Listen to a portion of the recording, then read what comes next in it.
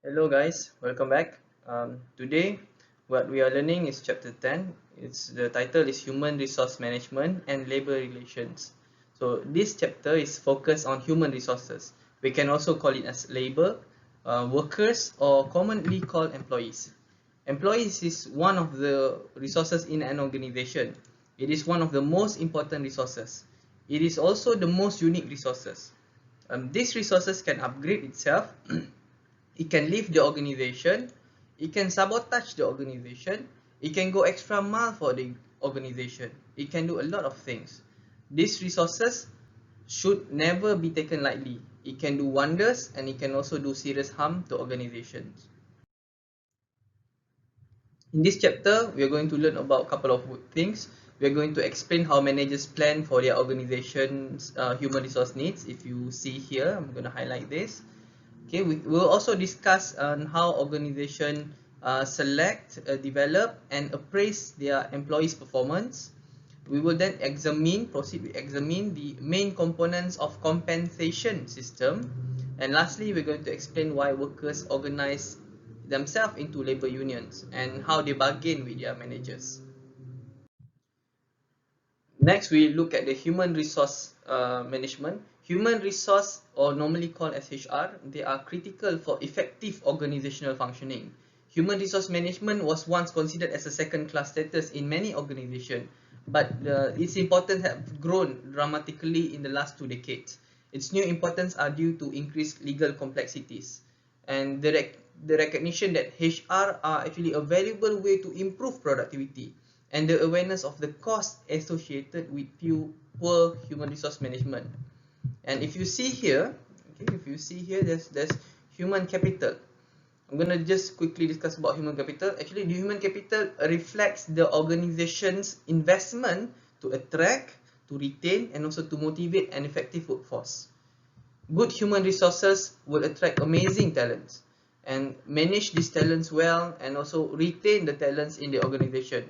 HR can also reduce employees in area where they are no longer needed. By doing this properly, companies will then spend their money wisely.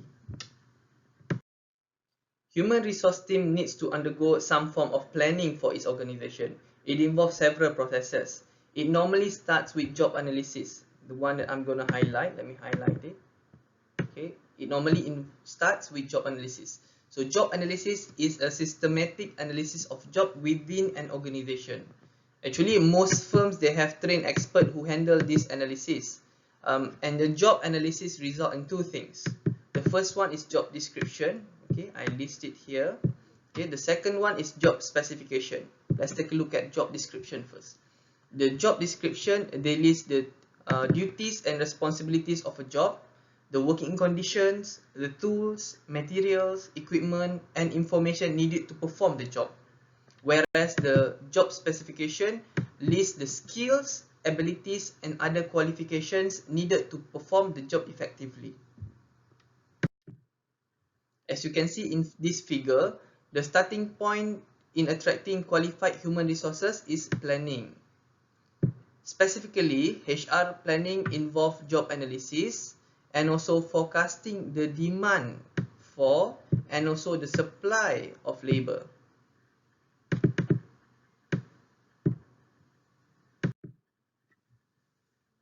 After managers comprehend the jobs to be performed within an organization, they can start planning for the organizational future HR needs. The managers start by assessing trend in the past HR usage. So, um, and then they will also assess future organizational plans and general economic trend. Forecasting the supply of labor is really two tasks. The first task is actually forecasting internal supply. See the one that I highlighted here. What HR do here is that they identify the number and types of employee who will be in the firm at some future date. And then the second process is actually forecasting external supply here. What HR do here is that they identify the number and type of people who will be available for hiring from the labor market at large. We are still at the forecasting HR demand and supply. At higher level of an organization, the managers, they plan for specific peoples and positions. The technique most commonly used is the replacement chart. This replacement chart, they list each important managerial position.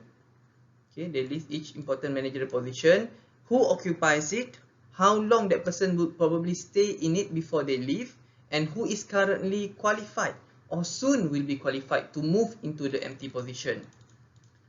To facilitate both planning and identifying people for transfer or promotion, some organizations also have what we call as employee information system. It is also sometimes called as skill inventory. This skill inventory contain or store information on each employee's education, skills, work experience, and also career aspirations. This system can quickly locate every employee who are qualified to fill a position. When we talk about staffing the organization, so you see, after comparing future demand and also internal supply, managers can see clearly whether we are understaffed or overstaffed. If we are understaffed or lack of staff, we will then proceed to hire new people, or we can transfer people to other departments that need the staff. If we are overstaffed, then we will not replace employees that quit. We can also encourage early retirement, or we can lay off people. Lay off here means we remove employees from the organization, but we provide them with compensation. We don't fire them. When managers have determined that the new employees are needed, they must then turn their attention to recruiting and hiring the right mix of people. This involves two processes. The first one is actually acquiring new employees from outside the company. We call this as external recruiting. And number two, we promote current employees from within. We call this as internal recruiting. Both external and internal staffing, however, start with effective recruiting. Recruiting is the process of attracting qualified person to apply for the jobs that are open. The key word here is attracting qualified people. Internal recruiting means considering current employees as candidates for job vacancy or openings. Promotions from within an organization can help to build morale and can keep high quality employees from leaving. External recruiting, if you see here, external recruiting involves attracting persons outside the organization to apply for the jobs. Companies do this by posting in websites or maybe online job sites like jobstreet.com. They can also use employment agencies or ask their own employees to refer good candidates to the company. There are also other methods as well. Once the recruitment process has attracted a lot of applicants, the next step is to select someone to hire. The intention of the selection process is to gather the information about the applicants that will work and hire the candidate that are most likely to be successful. There's so many ways listed here. Company can use all of these tools if they want to, but normally they won't do all of it. Let's take a look at the tools that they are used. The first step in selection is usually asking the candidate to fill out an application. An application form is an effective method of gathering information about the applicant's previous job history, educational background, and any other job-related data. Most applications are now prepared and also submitted online. For tests, employers sometimes ask candidates to take tests during the selection process. We will be tested on ability, skills, knowledge, and others that are relevant or related to the jobs that we applied. This can increase the possibility that we will be successful in performing the jobs when we are hired. Interview is the most popular method in hiring, but they might not be that good in predicting the job success or suitability. For example, we might be biased during the interview, or maybe the candidate might be faking it. And we also have time limitations during the interview, which might not allow us to cover important aspects about the candidates. So the interviewers can also be quite tired after interviewing so many candidates. But to increase the effectiveness of interview, we can use structured interviews whereby the questions are already written in advance and all the interviewers, they follow the same questions during the interview no matter who the candidates are. We also have polygraph tests. Polygraph tests are no longer popular. Its main purpose is to ensure that candidates are telling the truth. We also have drug tests. Drug tests are very important when company knows that drug-related abuse can create serious safety hazard, such as lorry or bus driver. So it is also becoming more popular now. Some organizations also run criminal background check on candidates. And then lastly, we look at references here. References check happen when we call their previous employers, but it's not that effective as candidate normally only provide the names of those people who will most likely give positive feedback about them. Now let's move on to compensation and benefits. You see, people who work for a business expect to be paid, and most workers today also expect certain benefits from their employers. A major factor in retaining or keeping good workers is a company's compensation system. Compensation system here is the total package of reward that it offers employees in return for their labors. Let's take a look at the two most common compensation systems, which are wages and also salary. Wages and salaries are the amount of money paid to employees for their labor. Wages are paid based on the time that you work.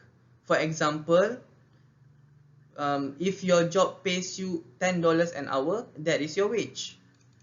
Whereas a salary, on the other hand, is paid for performing a job. A salaried executive earning $100,000 per year is paid to achieve a result, even if it means working 5 hours on day 1 and 15 hours the next day. Salaries are usually expressed as an amount paid per month or year. Studies have shown that beyond certain point, more money will not produce better performance. Money motivates employees only if it's tied directly to performance. Hence, the most common methods of establishing this link is the use of incentive programs.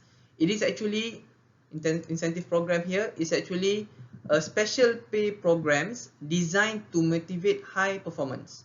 Some programs are targeted to individuals, whereas others are distributed on a company-wide basis. A sales bonus here, you can see this one I highlighted here. Let me try again. Here, a sales bonus is a typical incentive. What happens is that employees receive bonuses or special payments above their salaries if they reach certain sales based on quantity or money within a year, maybe within 6 months or even monthly. If you don't reach the sales target, you will not get any bonuses. It's simple as that. To those who are not working in sales department, we use merit salary system. It is quite similar, but it doesn't involve any sales. A new incentive plan is called pay for performance or variable pay. This one here. This is normally for middle managers that are rewarded because their productive output significantly exceed the cost of bonuses. So those are all individual incentive programs. We also have company-wide incentive, which are profit sharing plan, gain sharing plan, and pay for knowledge plans. This incentive program apply to all employees in a firm, not individuals. Under profit sharing plan, for example, if you earn profit above a certain level, then all of the profit that exceeds the level are distributed to the employees. Also, gain sharing plan distribute bonuses to employees when a company costs are reduced because of greater work efficiency.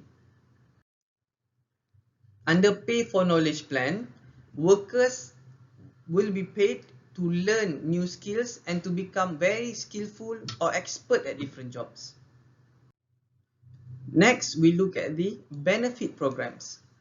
Benefits are compensation other than wages, salaries, and other incentives offered by a firm to its workers. Most companies are required by law to pay tax for social security, retirement benefits, and provide workers' compensation insurance. Workers' compensation insurance are insurance for compensating workers injured during the job.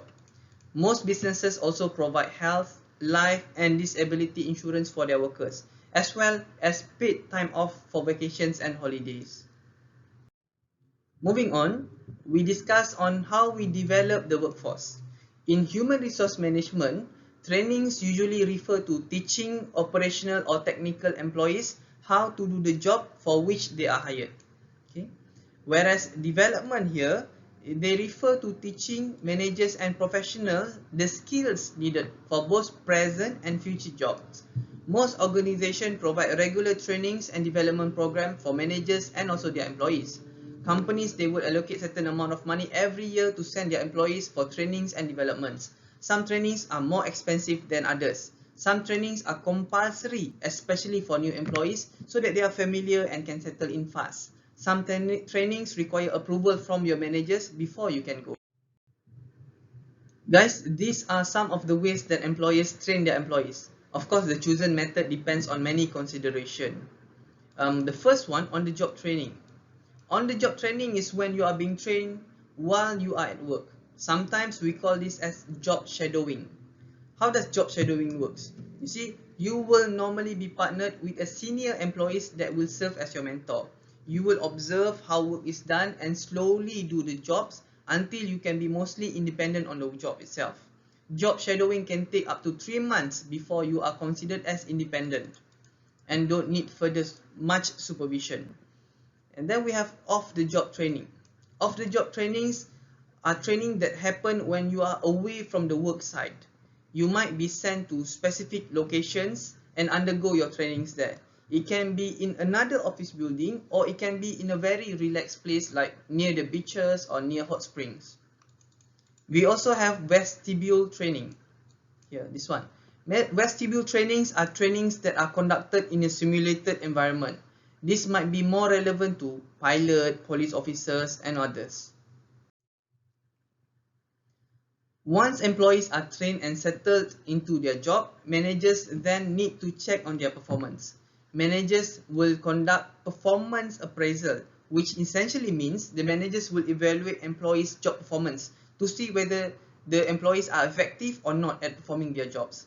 Again, it's called as performance appraisal, but normally in company we simply call it as appraisal. This is a very formal process and can have serious implication on your salary, bonus, promotion, and others. So the appraisal process begins when a manager defines the standard for an employee. For example, if you are working in data processing, the managers will tell how many data should you key in daily or monthly. This is the standard that they are looking at. Some standards are easily identified and measured, especially if it can be counted. Some are harder to measure. Regardless, managers will still find ways to measure them as best as they can.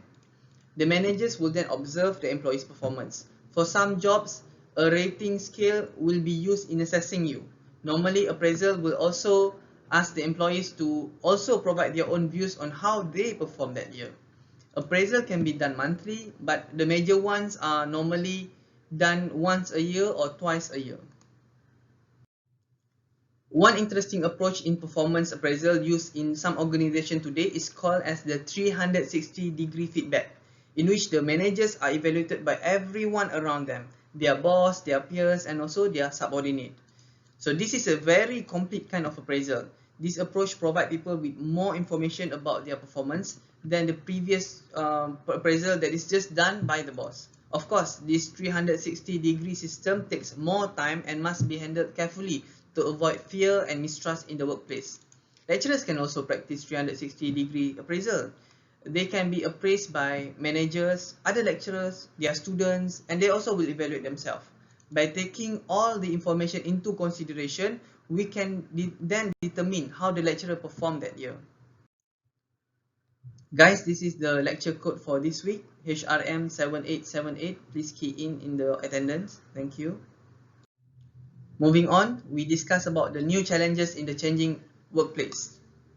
One extremely important set of HR challenges center on workforce diversity. Workforce diversity are the range of workers' attitudes, the values, belief, and behavior that differs between gender, race, age, ethnicity, physical ability, and some other relevant characteristics. In the past, organizations focused on creating a homogenized workforce. Homogenized workforce means that their organization try to get everybody to think and behave in a similar way. However, a lot of organizations are now creating more diverse workforce than ever before. Managing a workforce that are highly diverse is tougher, but the benefit normally outweighs the cost or challenge.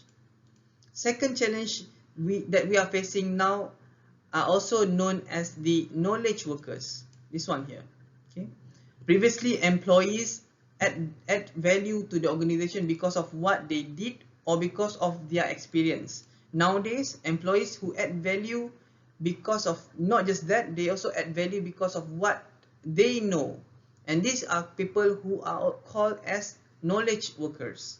Knowledge workers includes computer scientists, engineers, physical scientists, game developers. All of these, they require an extensive and highly specialized training. Once they are on the job, retraining and training updates are critical to prevent their skills from becoming obsolete. A firm that fails to update the skills and knowledge of their employees will lose on competitive advantage. Not just that, their knowledgeable employees might also leave the organization that can somehow contribute or commit to upgrade their skills. Therefore, HR need to always ensure that proper trainings are provided to their workforce. Another issue that HR has to look into is the increased use of contingent and also temporary workers. A contingent worker here is a person who works for an organization on something. So they are not permanent, they are also not full-time basis worker. So categories of the contingent workers include these people here. These are the categories. They include independent contractors, on-call workers, temporary workers who are normally hired through outside agencies, and contract and also lease employees. Another category is part-time worker. In recent years, there have been an explosion in the use of such workers by organizations all over the world. Managers need to understand that this type of workers have their own pros and cons. Although normally you can save more money by hiring contingent or temporary worker, these workers are normally less committed. They also might be lack of firm-specific knowledge compared to the full-time workers who knows about the companies better. Lastly, these workers are less likely to go extra mile for the work company, but we understand why. They are just temporary workers. The next part that we are going to discuss is about the labor union.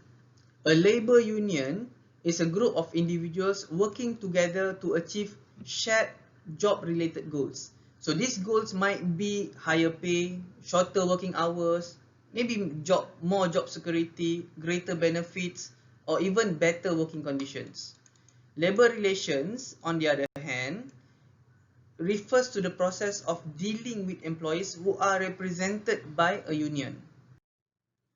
Guys, the power of these unions come from collective action, forcing management to listen to the demand of all workers rather than just to few who speak out.